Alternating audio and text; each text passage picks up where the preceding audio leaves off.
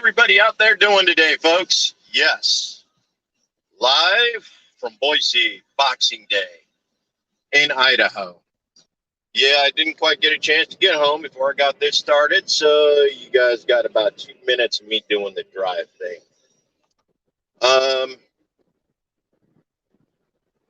Wasn't aware. Yep. YouTube's gonna dock me because I had sound in the background.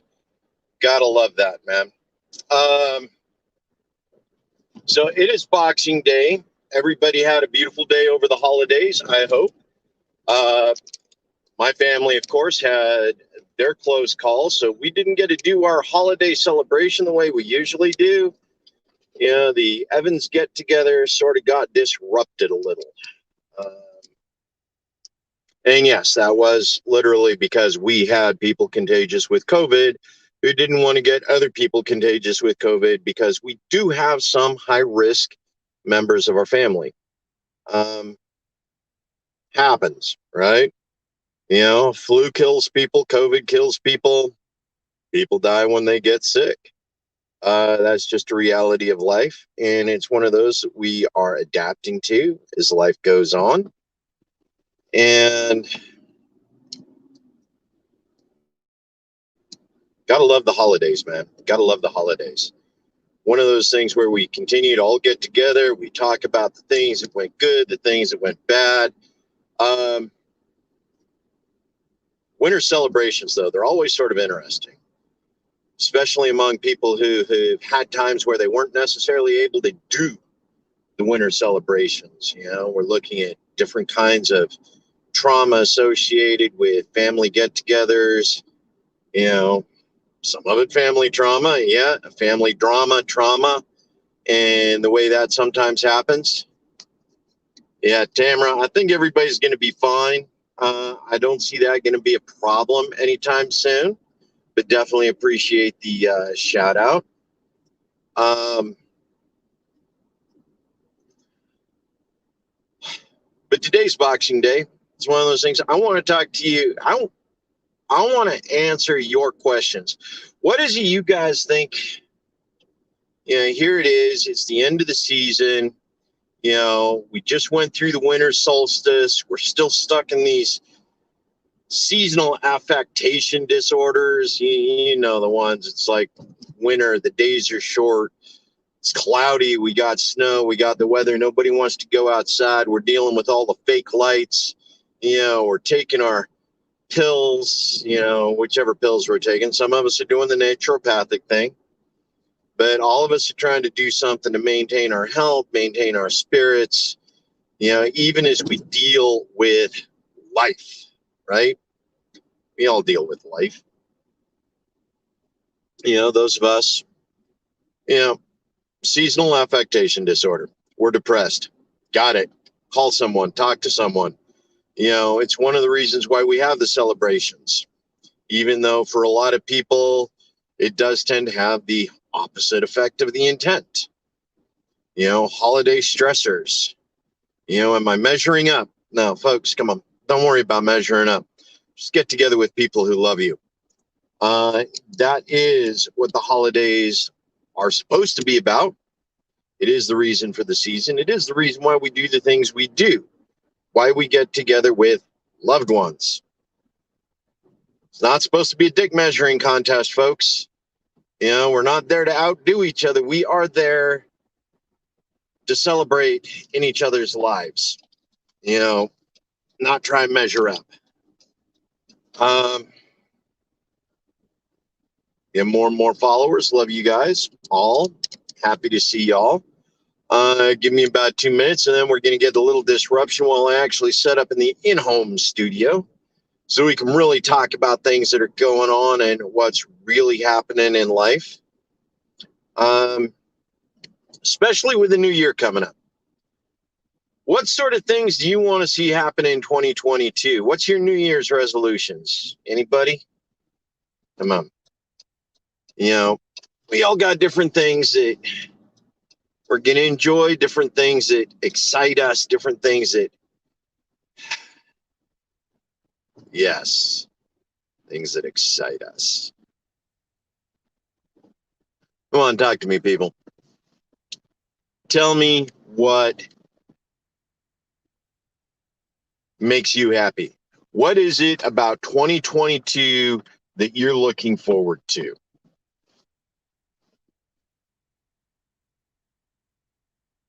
Give me a moment here. There we go, folks. Okay. Give me a moment to get myself all prepared. Got to get the things out of the things into the places to take care of the things. Yeah, because today is still one of those days where you do have to participate in all that is commercial, all that is America. Are you Americaning well today? Are you freedoming well? What are you doing to make yourself great, make America great, make your community great, make your love for Christ great? Yeah, I know. Some of you are going, Joe, I saw your post, man. You don't like Christ the way I like Christ. You're right, folks. I don't. Do appreciate the man. Appreciate him a lot. Okay. Because Jesus is the man. He is the way. But y'all got different ways looking at the way the Christ energy comes to us. About what he means to us. About what life is supposed to be.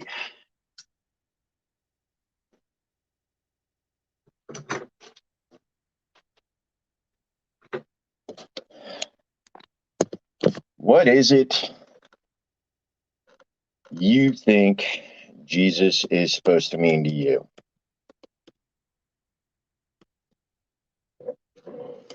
Go, and of course, logging into the home studio has its problems. The reason why is because no technical thing goes smoothly as you actually ever want it to. Why is that, folks? Why is that?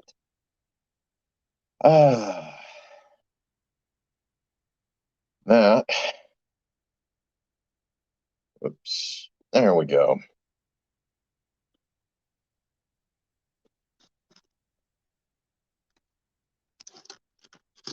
Oh, yeah.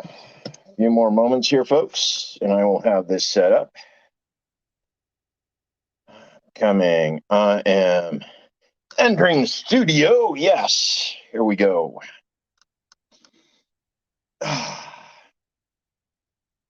We're going to enter the studio. Yes. All my amazing fans.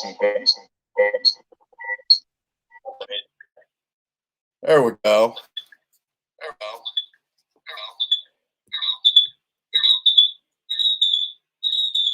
Oops. Doing the feedback thing right now, folks. Tends to happen. That's all right. I think we are good to go. So, be free, folks. Be free. That's what it's all about today. What is your freedom? Yep. There we go. God, I love that background. Got the coffee cup, got the flag, all American. Yeah, I know. We all got different ways of appreciating our nationality. We all got different ways of appreciating our religion. We all got different ways of appreciating and seeing God. Yeah, and some of you don't like the way I do that. It's all right. It's all right. I got my relationship with God. You got your relationship with God. It'll all work out. So life, liberty, and the pursuit of happiness in 2022. As most of you know, 2022 is an election year. Yes, it is. It's midterms.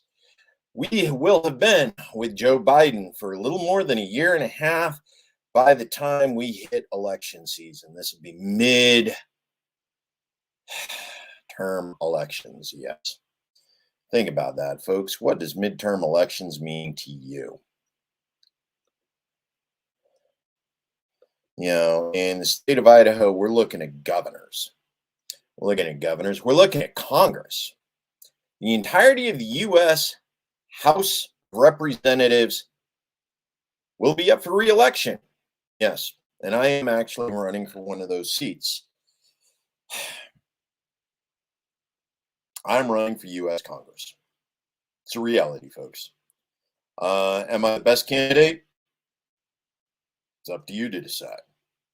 But I am a candidate, and I am running on a platform that I believe in. Hopefully, it's a platform you believe in as well. By platform, I am talking the libertarian platform. And yes, the libertarian platform does exist. And yes, it is about liberty. Yes, it is about freedom. Yes, it is about ending exploitation. It is about ending corruption of the state. All things we believe in, right? We believe in that. We believe in ending corruption of the state. We believe in a better world for you and I. It does exist. It can happen. We like that idea, right? Come on, folks. This is open for discussion. Some of you, I mean, you can't ask questions. Please ask questions. I want you to ask questions. Talk to me about the things that are important to you. Because I have things that are important to me. One is victim-based crimes continue to go unpunished at an unprecedented rate. Why? Because our prisons are too full with mandatory minimums of people who do not belong in prison. You know, they went to prisons for 3 strikes possession of marijuana. They went to prison for selling marijuana to someone who needed it. They went to prison for selling marijuana to somebody who misrepresented their need for it, aka cops and entrapment. And we continue to see this all across the United States. These are things, that are unfair. It's an exploitation of the American people. It's an exploitation of the American citizen. So a lot of you will continue to see me being active on the legalization front, whether it's for medical marijuana, whether it's for working on policy. Also, as long as I'm up and running, you can go ahead and put this out here. Some of those who are interested in taking a look. I do support Kind Idaho. Yeah, I know it's an ActBlue site, but it's a nonprofit organization, Kind Idaho. I'm currently working as treasurer. Yes, the treasurer for Kind Idaho. And we're working on medical marijuana legalization in the state. Now, Kind Idaho, it's going through some transformation right now. We've been doing some good stuff, working with some coalition partners, building the coalition, working with people of like minds who want to see marijuana legalized in the state of Idaho, want to see marijuana decriminalized for different things, want to see good policy surrounding marijuana and hemp in the state. Whether that's related to medical, whether it's related to just decriminalization, whether it's getting people out of prison for victimless crimes. We want to see that happen. We want to see good policy around informed, responsible use of marijuana in the state of Idaho. Kind Idaho, ActBlue. It's one of the things that I am an actionist about. Yes, I like that word, actionist. Actionism. The act of taking action on issues you believe in, right? We all got issues we believe in. We all got issues that we think are important, that are powerful, that continue to support and create opportunities for us around, life. Yes. Okay. So I'm going to take a little moment here See who else got stuff going on. Hey, Louie, thank you for checking in. Appreciate that. Um,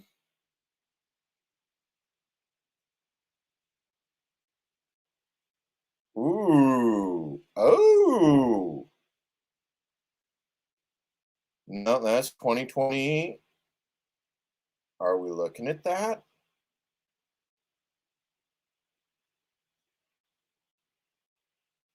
It's pin post. Okay, nah, that's a sidebar. Um, what do we like, folks? What are we talking about today? What is important to you? Texas Lib. Yeah, you guys don't start asking me questions. I'm just going to start reading my Liberty Twitter feed. And believe me, folks, you really don't want me doing that because that is some serious dystopian uh, stuff if we actually get down into the nuts and bolts about what's going on with that. Um,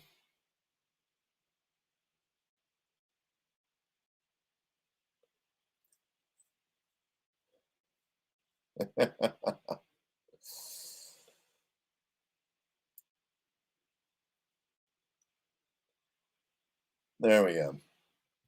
Ah, what else do we got? So Joe's doing his work with the Liberty Twitter stuff, or with Libertarian.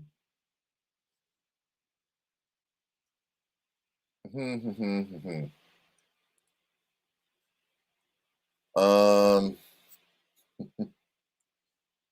yes.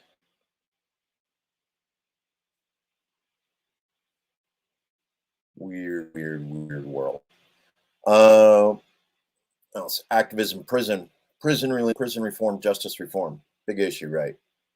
Ah, yes. So one of the things that came up on Liberty Twitter the other day is the issues about war, right? Talking about war. There's actually a post came out, and I'm not sure where it originated, but the idea that this is the first Christmas, yes, the first Christmas in 20 years when the United States was not at war. Okay. Now, there's some folks out there that are going to argue semantics. I happen to be one of them. Uh, War. The United States has not had a constitutionally declared war since Japan surrendered. Victory Japan Day. Okay. What we've had a lot of since then is military adventurism. We've sent troops to Korea under a UN based authorization of use of military force. We've sent troops to Vietnam, Cambodia, Nicaragua. Yeah, who remembers that? I signed up to join the military in 1994. 1994 was still Clinton era. We were still in Mogadishu / Somalia. We just cleared up in Cambodia. We actually had our first prisoner of war. U.S. military service members taken as prisoners of war in Kosovo. Yeah, 92, 93 during Clinton. God, how embarrassing is that? Actually, to be declared a prisoner of war during peacetime.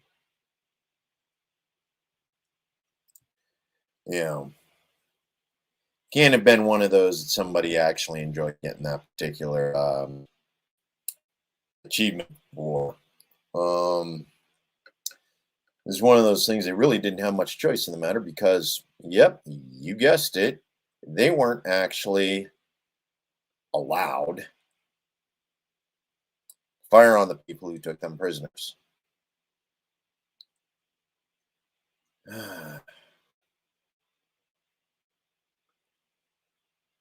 Yes, yes, yes.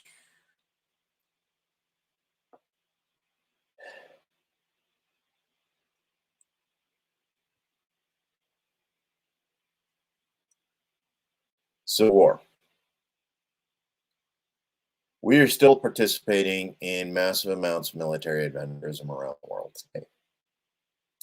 No, we are not at war. We have not been at war. Um,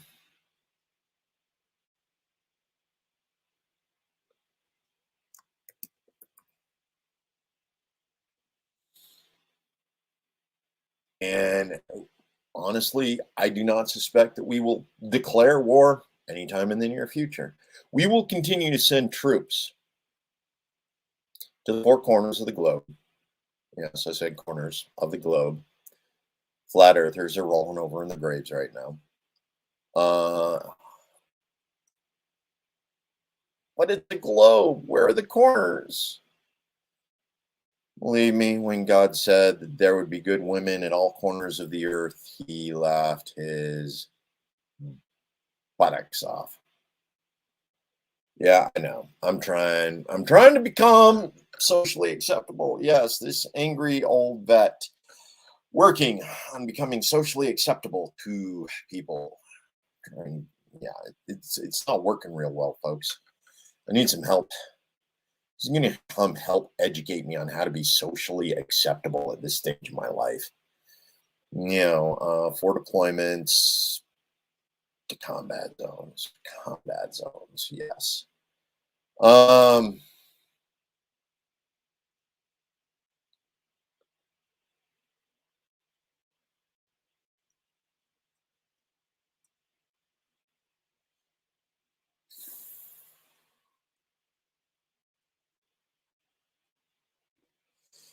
how do you take that and become socially acceptable? Knowing you're angry, knowing you're mad about an awful lot of things. The reason you want to change things, the reason you're an actionist is because you know there are things that need to be changed. How do you change them with love when the existence of the status quo that you were fighting?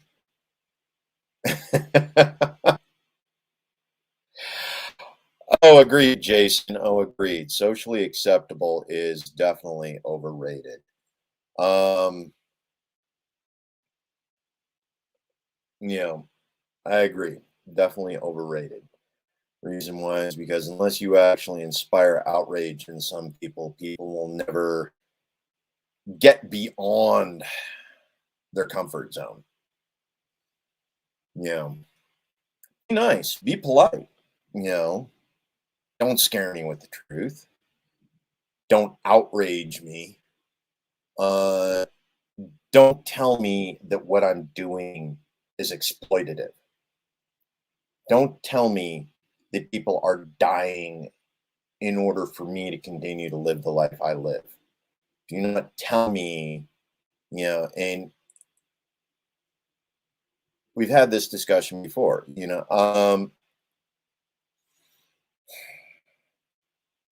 step back and we take a look at the way different things have occurred in the Idaho legislature.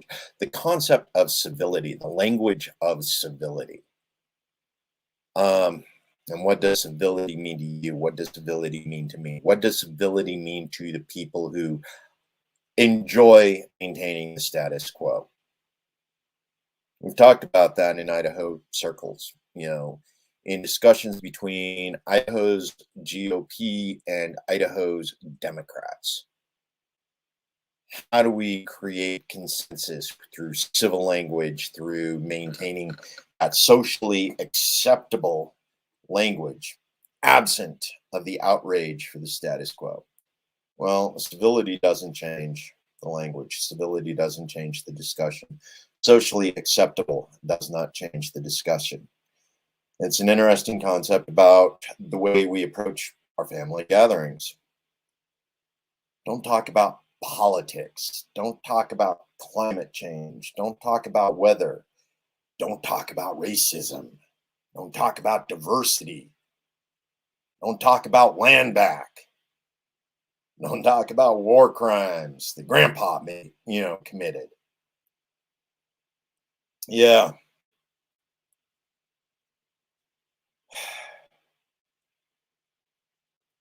And that's it. We don't, because we can't make change and be comfortable. We need to be uncomfortable. And that's one of those things. We can't be comfortable. Those of us who are angry, we're angry because we're uncomfortable. We're not comfortable with the status quo. We're not comfortable with where we're going. We're not comfortable with what has to happen in order to maintain what we are going forward. That's why the calls to actionism. Jason's good because he's one of those who loves to call out. What is it you refer to it as? Performative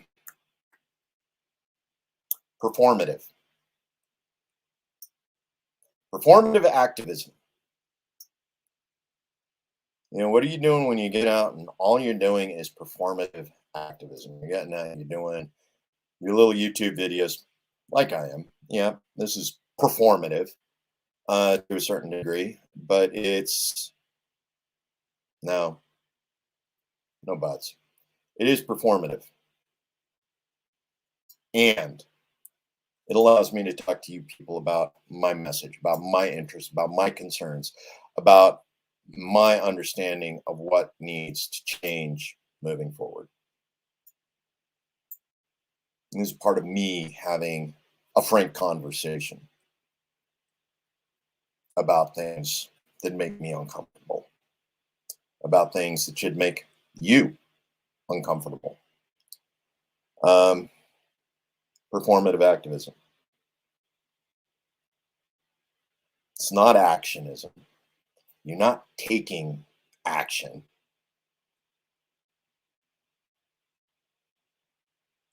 Yeah, it's stepping out of who you are, becoming someone better, trying to be better.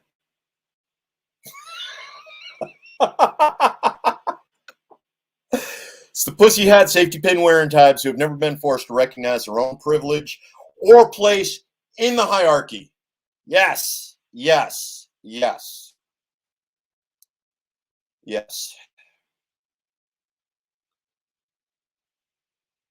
It's actually dangerous for some people to say. Not necessarily dangerous for me to say because I'm not coming from that side of the spectrum. I'm not coming from people who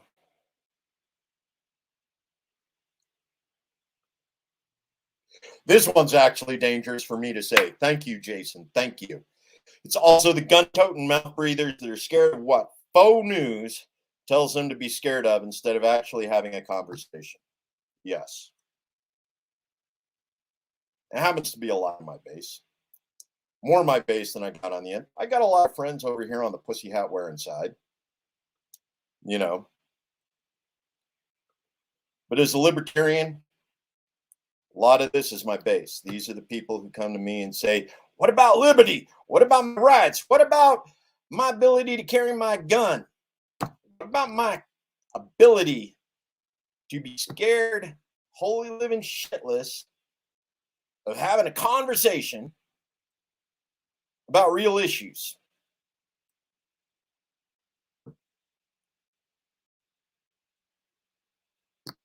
Nobody's out to kill you, man. They really aren't. There's no reason for you to be carrying guns 90% of the time you carry guns. Especially for most of you mouth-breathing gun toters that like to show up to counter-protest events in Boise.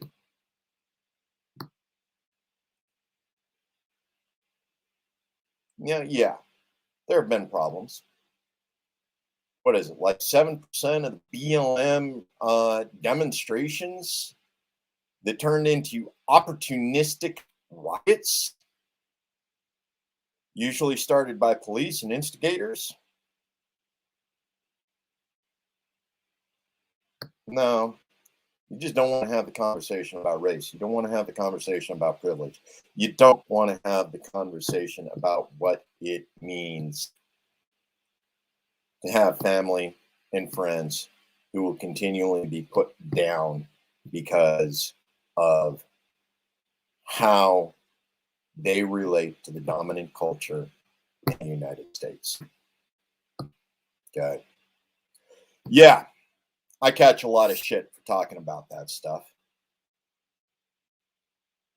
My melanin count, yes, my melanin count is very colonizer friendly.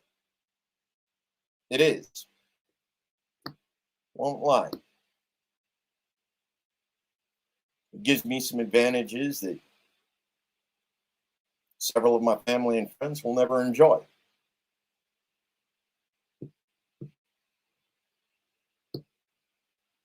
That's why I continue to discuss the issues.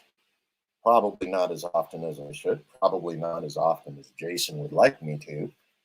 But when it comes to white privilege, when it comes to understanding what you can do as an activist, as an actionist, being able to stand beside family and friends who run with ideas counter to the dominant culture, who have a look and appearance that is counter to the dominant culture. Reinforcing the dominant culture is not the win that so many people want it to be. Take a look at what dominant culture does right now.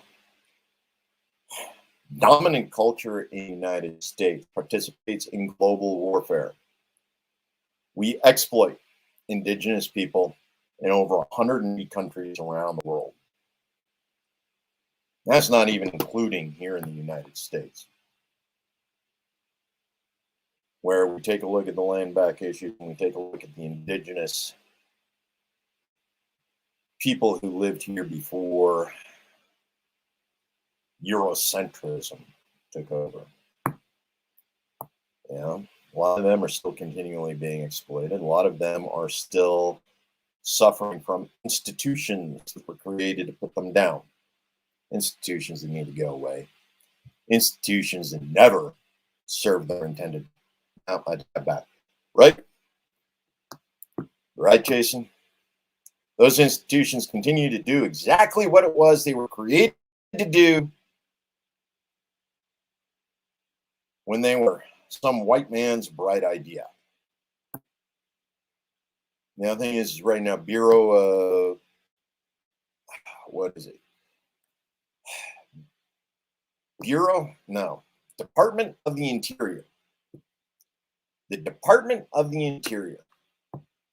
And this has always been about white conservation, white preservation, ideas about white environmentalism, ecological interests, and in some cases, right down to economic warfare.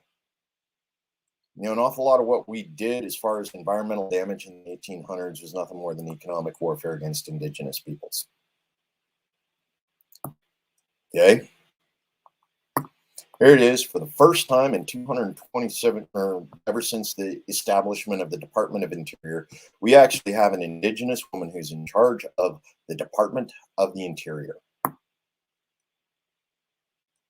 First time ever. Somebody with indigenous roots to the land, with an indigenous connection to the land.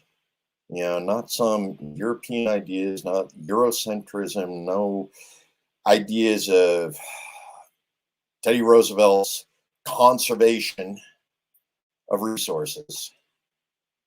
Someone who's actually got indigenous roots to the land is finally in charge of the United States Department of Interior, which is also responsible for overseeing the Bureau of Indian Affairs. Yeah, that's a stretch. First time in how long we actually have someone of indigenous heritage that's actually in charge of the Bureau of Indian not Indigenous Affairs, but the Bureau of Indian Affairs. First time ever. Yeah. Oh yeah. It's another one we got. We got Parks as well. Chuck Sams from the Pendleton area. Chuck Sams, Parks. That is also a subset of the Department of Interior as well. Uh, you know, as Pendleton, that's Oregon. So it's still indigenous. It's Pacific Northwest. So it's being well represented. Um, um, you're actually going to make me look this up. Reason why is because our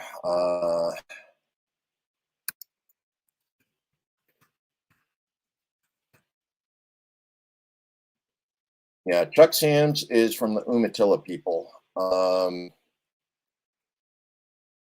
which is Western Washington, Western Oregon, right there on the border. So he's actually local with regards to Idaho and what's going on with a lot of things. Yeah, Charles Sams the third was sworn in as National Park Service Director. Now, who we actually have in charge of the Department of Interior, I'm going to go ahead and pull that up here real quick. It's not normally something I concern myself with, so I don't have her name on the top of my head. I just remember it being a real big issue at the time. Okay, the secretary, Deb Holland. Okay, Deb Holland, she grew up in New Mexico, member of the Pueblo of Laguna. Okay, that's New Mexico. That's indigenous out of the American Southwest, the U.S. Southwest, not the American, the U.S. Southwest. And she's been very active. And yes, this is a good one for those of you who aren't familiar. You can go ahead and take a look at this. We're going to share a screen. Let's see if I can actually do this.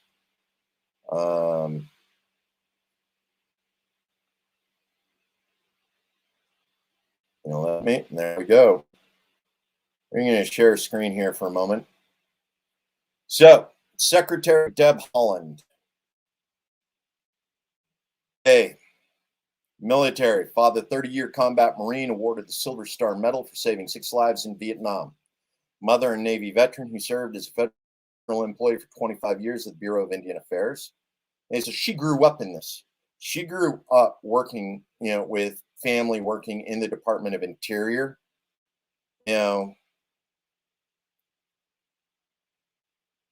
Working with, living as, well, in this case, Marine, Navy brat, military brat, traveling all over the United States. The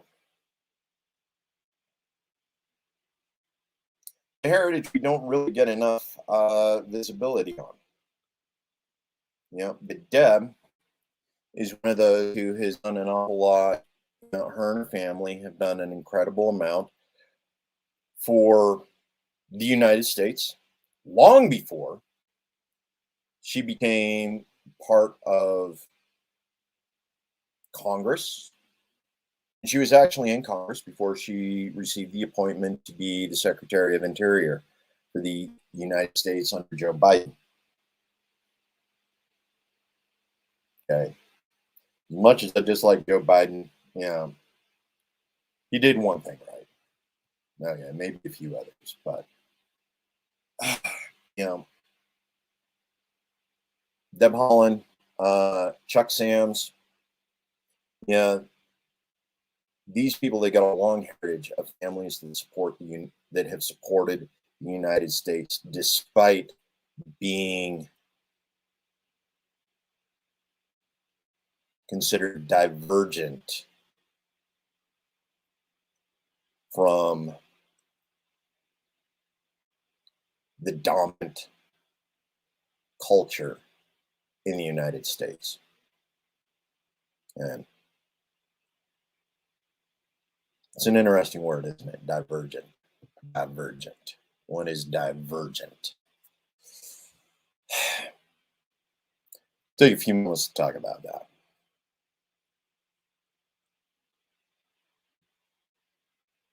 I am another 10 minutes before I got to sign off here. But one of the things I want to talk about is the concepts of divergent and diversity. One of the things the dominant culture in the United States has consistently done over the last 200 years, it has punished divergence. Okay? And by punished divergence, anything that was outside of the norm, anything that was outside of what was accepted socially, heritage, whatever, was punished.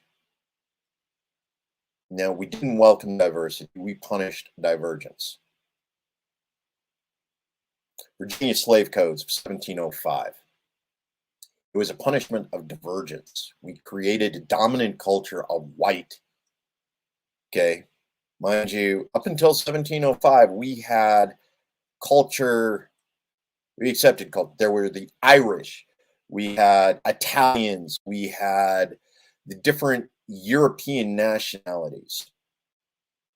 After 1705, with the slave codes of 1705, Virginia slave codes of 1705, we disposed of the concepts of a European specific heritage, and we went Eurocentric white.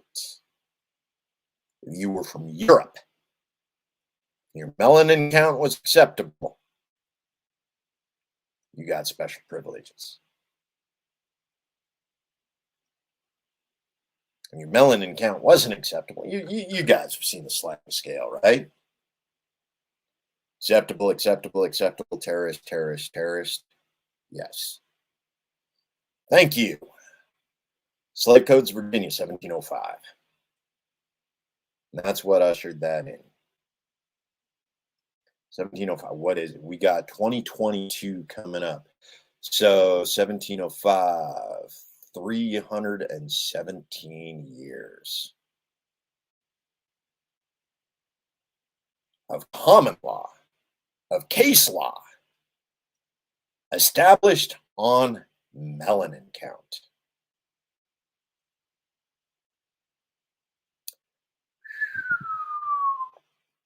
Ain't that a loaded one? Ain't that a loaded one? That's even before you start getting into what was written in the Declaration of Independence and the savages, and what was put into our Constitution. Our Constitution, the 3/5, was based off the common law established by the 1705 Slave Codes of Virginia. Okay. Oh, you say, well, it isn't written in the Constitution that. No, it isn't written in the Constitution. But the thing is the Constitution did not specifically overturn significant common law and case law that was established within the colonies that preceded the writing of the Constitution. Matter of fact, the Constitution pretty much accepted in whole the common laws that were not specifically countered. Yeah, so for those of you saying, yeah, nah. Issues, we keep going back and forth about. Yeah, back to the issue of performative activism versus actionism. 2022, we got about 11 months. Idaho is going to be interesting. Reason why is because we got an awful lot of activism that's going to be happening. We got 3 months. January 11th. Guess what starts January 11th here in the state of Idaho, folks? The 2022 legislative session. Okay, we got groups of a number of different types that are stepping in and actually trying to do their best to make sure that divergence is no longer punished in the state of Idaho. even though we know that a significant number of our current legislatures plan on doing exactly that. Okay. We have a problem in Idaho. We have a lot of our legislators that believe in punishing divergence. If you are different, they want you punished. If you are different, they want you abused. If you are different, you are a second class citizen. If you are different, they want you either dead or in prison. We got legislators in the state of Idaho that believe that. We have people that vote for them because we have people that believe that. Okay. Problem when you punish divergence, there's always an element in your group that will be the next divergent from the norm. It's just a fact of life. You will have a child who will be divergent. You will have a child that they will not see as acceptable. When you support punishing divergence, that's what you get, man. Straight up.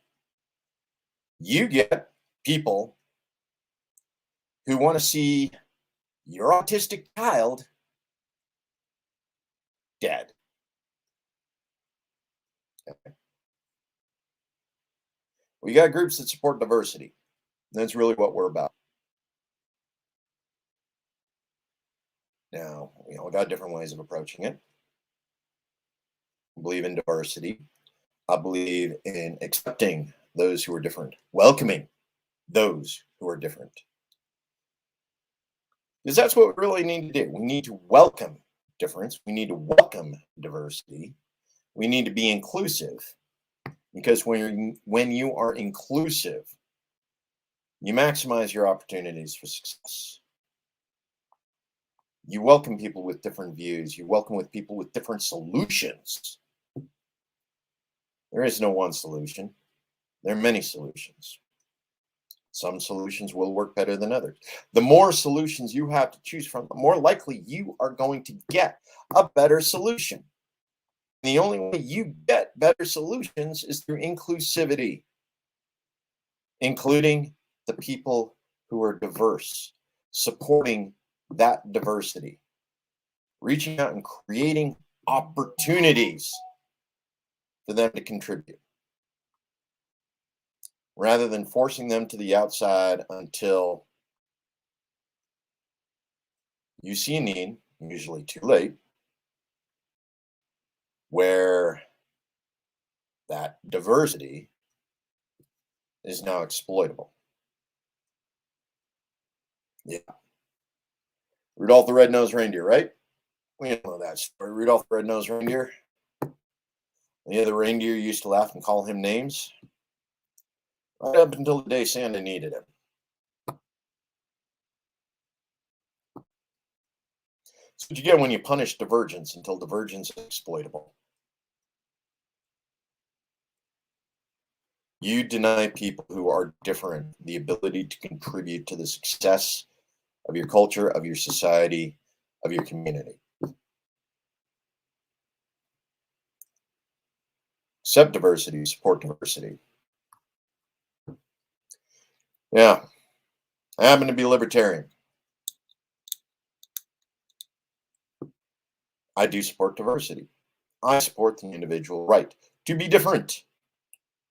I also support the individual right to contribute to the community to the best of their ability, or as much as they want.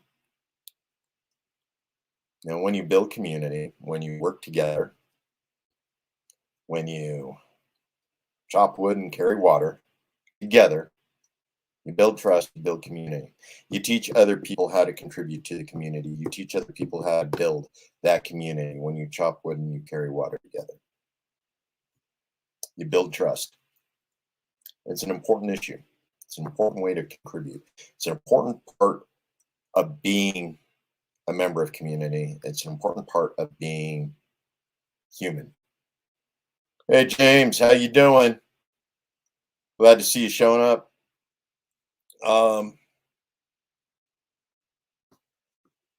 Don't have much longer on the show here, James. I got another thing I got to attend to here in about 5 more minutes. But talking about diversity, there's always two solutions when it comes to issues like these. Whether you're talking divergence, which is exclusionary, it kicks people to the edge of your community. It exiles people from your community, forces them to find other organizations, forces them to go elsewhere, find a way to live, find a way to love, find a way to establish the relationships. And you got two different approaches to diversity and the inclusiveness. Okay. One is more government. It's all good, James. It's all good. Don't know where you're at, so I don't know whether just waking up is a good thing or not. Talking about diversity, two ways to approach any problem: more government or less government. More government or less government. Usually when you involve more government, it involves more legislation. It involves greater control. It involves a tightening of the fist. It involves you will be accepting, to which an awful lot of people are resistant.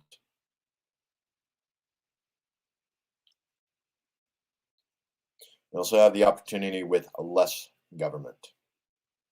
You can be accepting.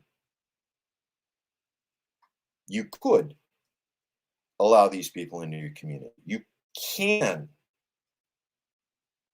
allow them to create opportunities for growth with you. These are the things you could do to help not only your life be better, but to help their lives be better. You can include diverse people. We can include that diversity. We can welcome it. We can do greater things with them.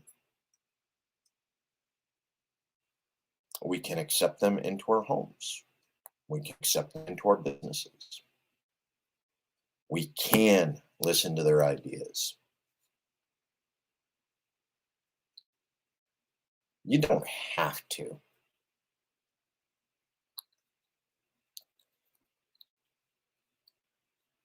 But think of the opportunities lost when you punish divergence versus including diversity.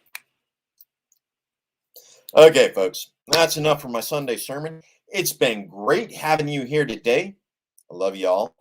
Thank you, Jason, for your words of wisdom and your input. Awesome. James, thank you for stepping in.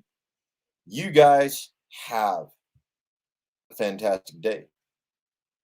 And I'm going to catch you on the flip side. Remember, folks, be free. You can do it. Be inclusive. Invite a stranger.